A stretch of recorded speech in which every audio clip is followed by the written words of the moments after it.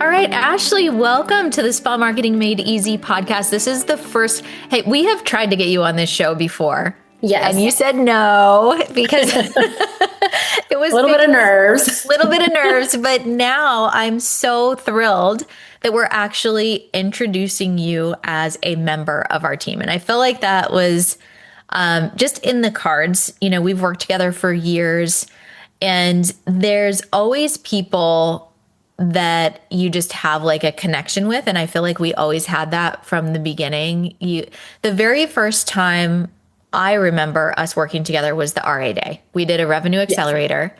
It was like online 4 hours getting into it. And I still remember, I was like, oh, I really like this girl. And I was like, these are fun. When Yeah. you get amazing people, it's like, that just feels so fast. Like the time goes so fast.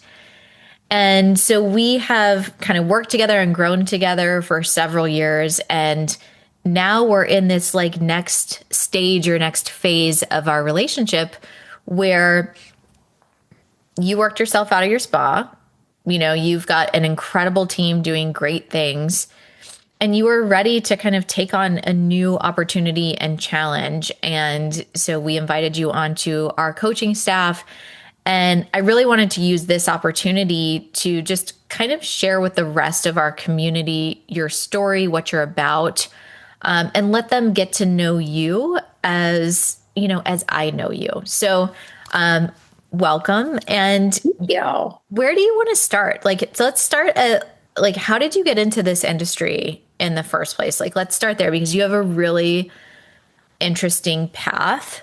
That, I mean, you're not the only one with military and law enforcement experience. Like, it's surprising, but there are like a handful of them out there. But like, how did you start with a path like that? That's, you know, very kind of law enforcement and military are aligned, right? Oh yeah. But then you went into spa. Like, Yeah. It's a very interesting story. So a part of my past and my story I didn't even realize was in the making most of my life until as I've become a little more in tune with myself that it was always there. So there's this time that where my mom used to say, "What are you doing out in the yard? What are you doing out in the yard?" And I would be sitting out in the mud and I would be putting it all over my body and letting it dry. And then I would like buff it off. And I would tell her, I'm like, it makes my skin so soft. It makes my skin so soft. And neither one of us clicked, what I was doing. And so, I laugh about it now because I'm like, I was exfoliating. And I would tell everybody, like, put mud on your body. And then fast forward to the military. I've always been very patriotic. It was just part of something I really wanted to do, but I still definitely had that girly side to me. And I was randomly deployed, like unexpectedly turned into a very long deployment. And I had just gotten to my command, so I had no idea what I was doing. And I was in a squadron, but I'm walking up to my carrier to get on. And I had these massive bags. This is like a core memory for me. And I could hear people in the background saying, where does she think she's going with all this stuff?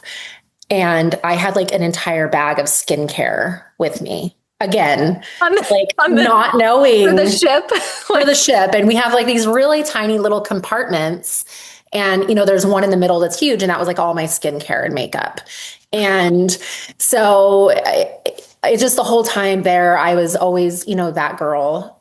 I did all my things, but I like to take care of myself. And then I went into law enforcement, same thing. I was telling people what to do with their skin, all the things. Fast forward, we ended up moving to Washington State, and I was going to Laurel to be a police officer here. And I just decided we wanted to start a family. I wasn't sure if that's kind of what I wanted to do. And I tried another career path, and it was awful. People I knew were doing it, succeeding, doing amazing things. And I thought, like, this, cool, I want to do this. And it just became a really awful time in my life, a very dark time. And my husband sat me down and he said, you either need to go back into law enforcement or you need to find something else because I want my happy wife back. And so I was like, I don't know what to do. And he said, you should go into skincare. Like, God knows you spend all our money there and you're constantly telling people what to do with their skin. And I don't think I realized um, at that moment that that was a, a fork in the road for me. But I Did you was like, even know about that career? Because I felt like for me, I was always taught like you go to college and then you get a job. Like yes. that's what you did. And I went to college, I graduated, I did, the 4 years. I took 5 years, but took 5 years. And then like within months of graduating, I enrolled in aesthetic school. Yeah, I had no idea either that it was like a thing. Yeah, I was like, I you can actually have a job that you're in a spa all day. Like that's your job. Yeah, I got treatment. So I don't know where the disconnect of like that is a job came from. But no, I went to the military. I was in law enforcement. I have my 4 year degree. I'm very type A, very driven. And it never occurred to me until my husband, who knows me better than anyone, was like, this is what I think you should do, or go back into law enforcement because I did enjoy it. And I searched out the best schools. I was enrolled a week or two later and went and got my master's aesthetic license. And I told myself I want to either work for a doctor or in a med spa. I did not want to run my own business. And I went and worked in the med spas, did all the things, and I realized that I think I actually wanted to do this. I think I was an accidental entrepreneur, but Same. it's who I am at my Hmm. core because I take everything so serious, not seriously in a bad way, but I want it to go a certain way. I want everyone to feel very seen, very heard. And I just started as a solo esthetician in just a tiny little room and grew. And then I did a solo salon suites and kept growing. And I was maxed out. I was at capacity, and it was either, okay, this is where I am and this is who I'm going to do, or I'm going to grow a team. And I had my assistant at the time. Um, and we kept trying to get people off the wait list, and nobody would leave. And so I was like, okay, I want to impact more people, and I love a team. I like being surrounded by other people, and so that's what I did. So what year was it that you started your spa? So my brick and mortar, we opened in 2021, so right after COVID. That was you as a solo, or that was your build out for My your. build out. That was Okay. my build out. Yep. And I was a solo in 2017, 2018. Okay. And so you did the solo thing for quite a while before you really started getting into the build out. And when you did the build out, is that when you hired your staff? Yes. So I had my assistant, who's now my spa manager, and she's been with me, my ride or die, my unicorn, for a very long time. She's actually been through the spa manager training with Addo. Um, and so now she's a spa manager, but she was my very first hire. Wow. Now, Yeah. that is not something that you hear every single day because I will often teach, because I want to normalize it, that like building a team is hard. And Hmm. that's where, I see a lot of solos will get up to that like 25 to 35,000 mark and they get stuck because they're the primary revenue generator. They're the one in the room doing everything. They're not willing to hire a spa manager yet because they don't feel that they're ready. And they get stuck at that $30,000 mark. But it's this like catch 22 because they don't have the systems in place to slowly get them out of the room and slowly hire an onboard staff. They're not going to hire other people. And so we see so many people get stuck. So when they do hire, a lot of times their team will turn over two, three, four times because Right. they don't know how to lead. They don't know what they need. They don't know, women, the majority of us are people pleasers. The majority of us don't know how to clearly communicate in a leadership position, what the expectations are in a role. Right. And that's something that is a skill to learn.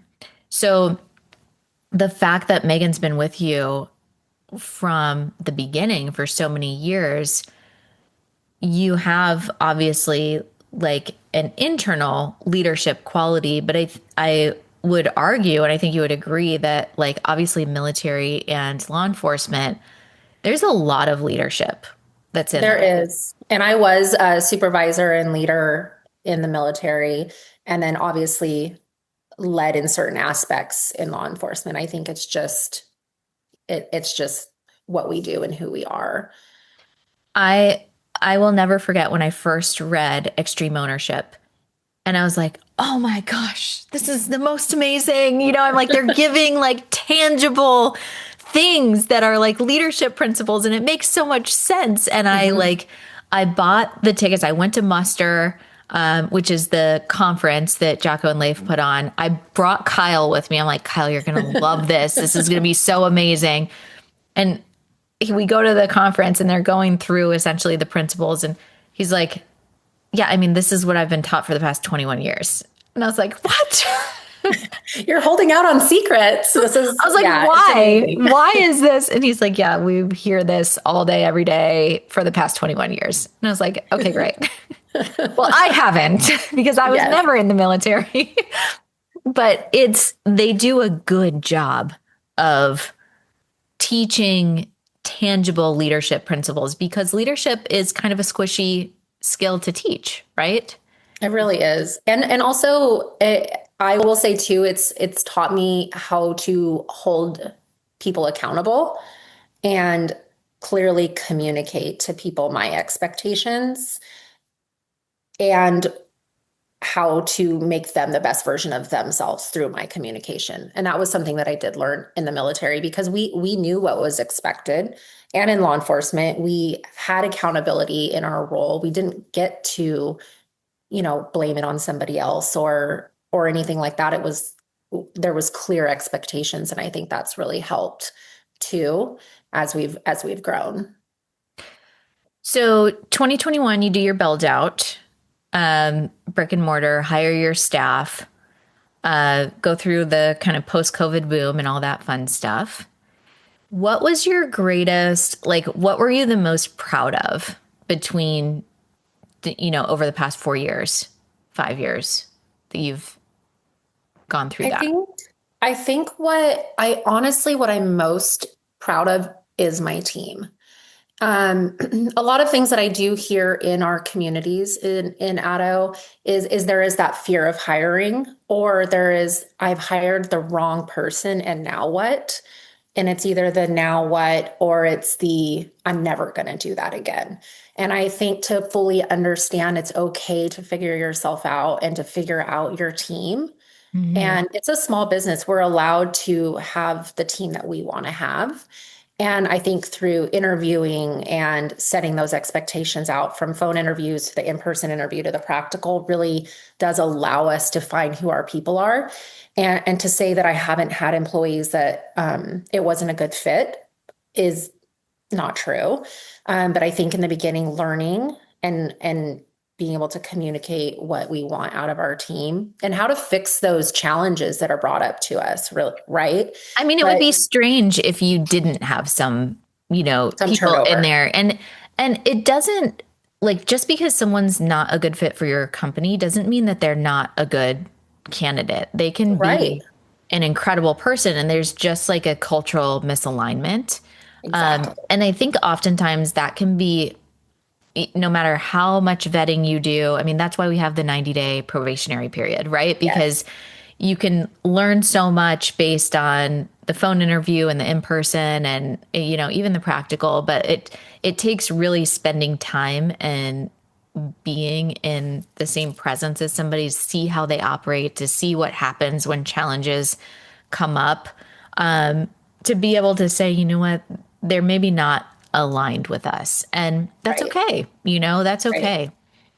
And taking some personal ownership too as a leader, for my spa manager, for myself, is really getting to know people, their learning skills, their communication skills, and knowing that not everybody's the same and that's okay, and allowing them to shine with their zone of expertise. And I think that's really where my team right now is incredible. Everybody has their zone of expertise. Everybody communicates slightly different. We have our standards that are non-negotiables, so that we're all on the same page. But knowing that, esthetician A, spa manager, everybody communicates slightly different, and being able to show up for them how they deserve to be shown up for as well, because it is a two-way street. I truly believe that we're a unit. So tell me what your team looks like now. How many providers do you have versus administrative? What is the kind of overall structure of it? So there's me. I'm no longer in the room. I still do hands-on training with them and guidance. And then we have four estheticians, my spa manager, my front desk, who also one of her collateral duties is social media. So she helps me a lot with that. And then I have a VA and a medical director. Both my VA and my medical director are contractors. So they're like the core of my team. And then, of course, when you're thinking of like your org chart, I have my finance people, all, attorneys, outside people that were also in marketing, those kind of things. But I my call them core your team is nine.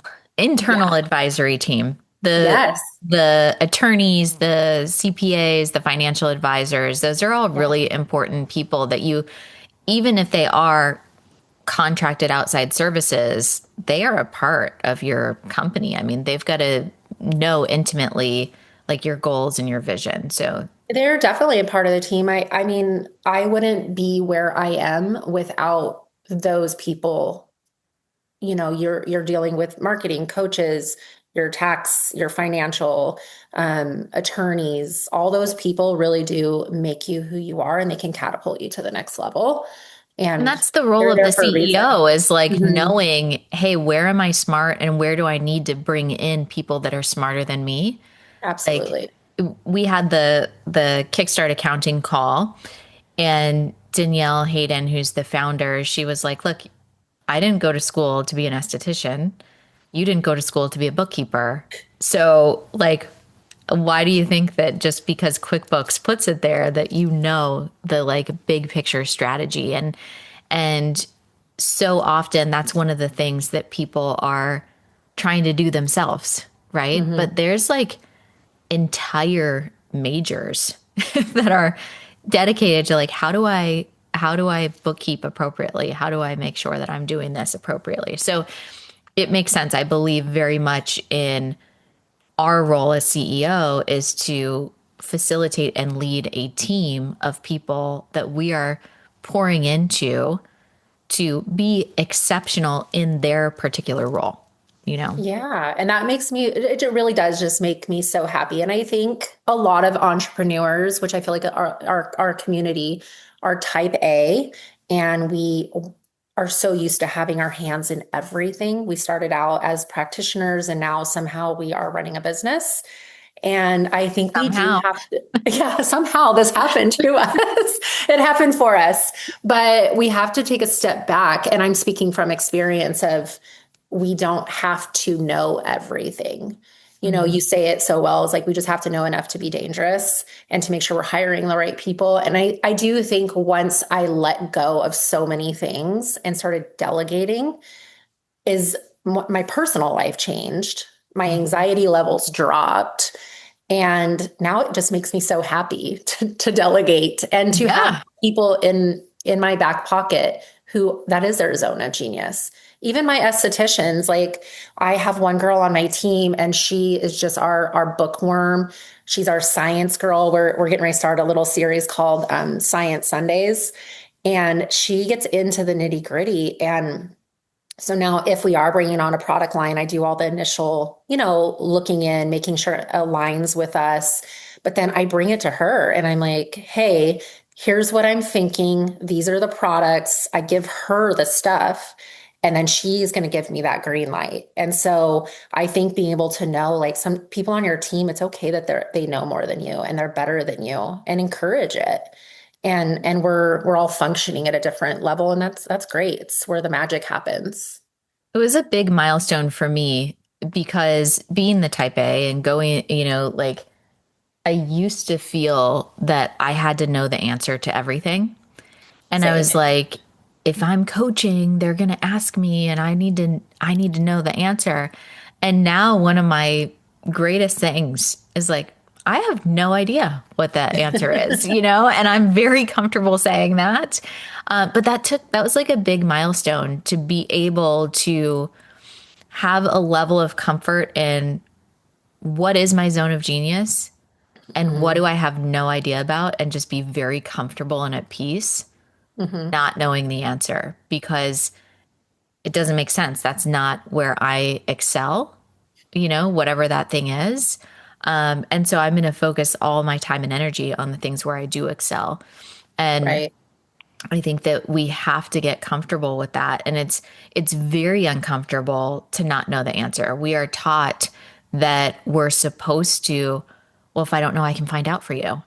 And if I don't, and it, to a certain degree, yes, but it's more as a CEO, it's, well, if I don't know, let me find a person who that is their zone Yes. of genius instead of let me find out and learn the answer. It's like, who can I talk to about this? Right.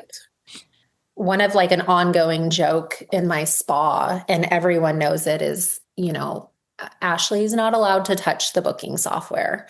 Like I make a mess of it and I just, because my brain is just different, I'm in there like, and so my spa manager, that is what she does. And so now the team, because very long time I'm like, you guys know that's a Megan thing. That's, our spa manager. And now they all just know to go straight to her. And it's like, I might be the owner, the spa CEO, but you don't want me in this. Yes. Trust me, this is not where you want me unless you want things to go crazy.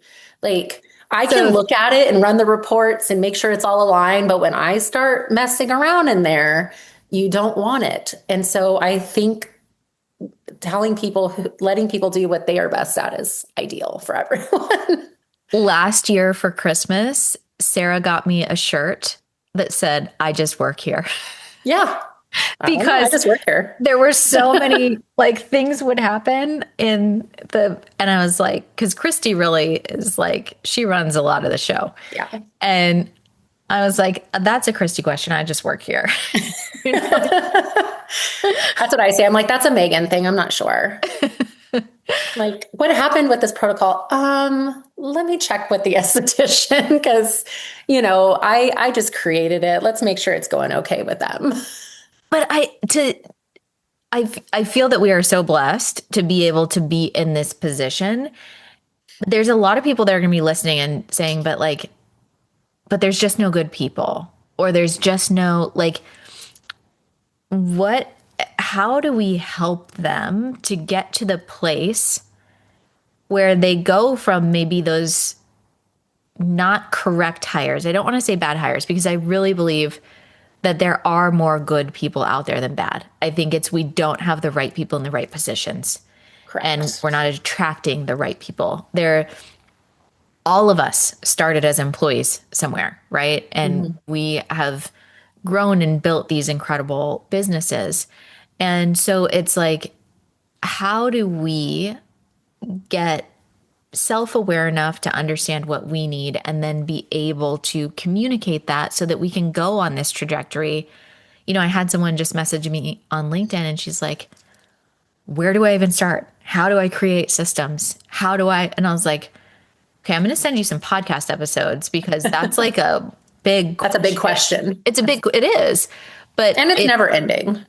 right, because you get to, it's new level, new devil, right? You solve one Mhm. problem, you get to a new level of business. You might be stuck at the 30,000, but then you get stuck at 50, and then you get stuck at 80, and then you get stuck at 1.5.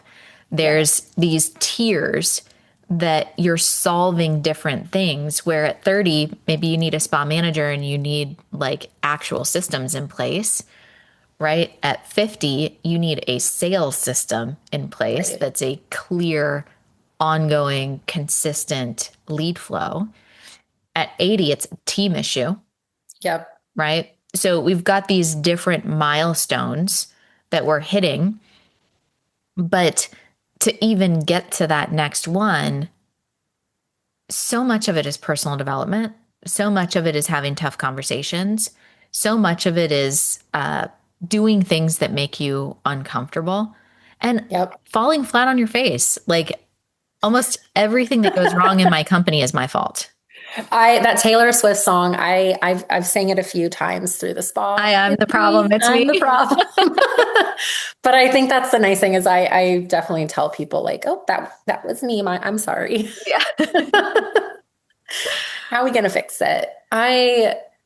Yeah. So can you repeat the question real quick on that Yeah, one? I guess I just want to know like what were the like you started. How to find the right Yeah, person. how do you get through those different levels? Like when you're going through, when you are taking those risks, when you have those moments that you fall on your face, because there's people that are, again, in that beginning and they're like, I'm getting the wrong people and I'm stuck in this catch 22. I'm in this cycle that I'm not Right. going. So, like, I don't know if it's a motivation question. I don't know if it's a self awareness question. I don't know if it's a like strategic I I question. think it's a little bit of strategy and internal work. I think one of the biggest things that I see people do, and my biggest mistake in the very beginning, not with Megan, but with my next hire, was I hired almost too quickly, and it was coming from a place of scarcity. And I think you should never make these really big, ginormous decisions on emotion now. I think we have intuition and then we have emotion. And so that I think not making these choices on scarcity.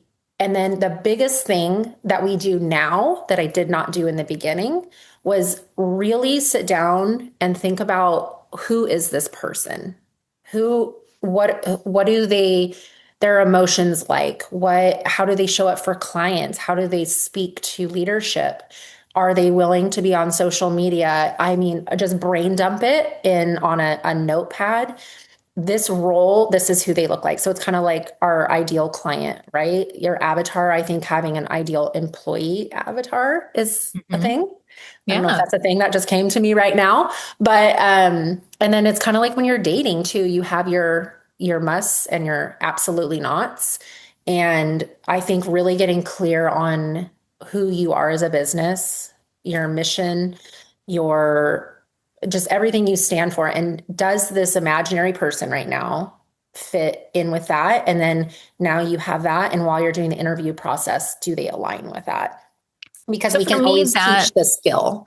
We yep. can't always, I protect my team. They are my family. And if I bring someone in that disrupts that, I can't do that. So now I'm very protective, and my spa manager and I have really created who is this person and how do they show up. And that's what we're portraying in our job posting, when in our check-in emails that when we're reaching out, it's when we're doing the phone interview. These are the things that we're trying to just really see if we align. So you're getting a little more granular, but when I look at it at that, that's your core values as a company. So Mhm. you can have core values as an individual, like what Right. is your own belief system? But when you're trying to hire, you're finding someone whose values align. It's not Right. like will they go on social media? It's are they fully committed to doing whatever it takes to provide exceptional service to the client, right? Like, Right. and that means this, and this. And so it, It's results for us. So what are yes. going to get the results? And these are the things that you need to do to get results. Yeah. So Yeah, absolutely. anytime you have someone that doesn't work in your company, it's a misalignment of values. And Absolutely. so there's this, we learn about this in Business 101. What's your vision statement? What's your mission statement? What are your core values? And most people write them down and never look at them. And it's like, you know, we never use It was those. a check in the I box. wrote it I down. did It's in a it. notebook. I'm going to have to look it up. I'm like, this is Yeah. not a KPI. This is like a No. who you are. Yes. Like, what color eyes do you have? Or what? It's like a Yeah, you should just core know. piece of who you are. And Right. everybody has them, even if you don't have them defined. Like, Right. that's the thing.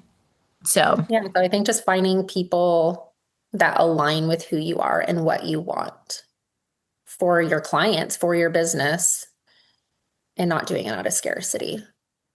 That's such a great lesson. And taking high advantage of the 90-day probationary period. Yes. It is doing, weekly check-ins, having those KPIs, but setting them up for success as well. Don't just, something really important is not just hiring somebody to band-aid a problem, but we actually need to pour into them for them to be successful, because at the end of the day, they are an employee and they're here and they need your guidance. So we can't just expect people to come in and create miracles.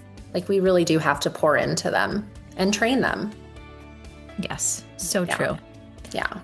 Awesome. Well, I'm so happy to introduce you to the Addo community on a bigger scale. I know so many in our Growth Vector community know you very well, but now in the entire Addo community, Yes. welcome to the family. And I'm so happy to be here. So happy to have you and really help those that are struggling with hiring, that are struggling with team. I mean, you obviously have a ton of experience in a variety of different ways, but this is really kind of your niche that you're focusing on, is leadership, team development, all of those things. So we are thrilled to have you, and I'm so happy to be here. It's going to be an awesome year. Yes.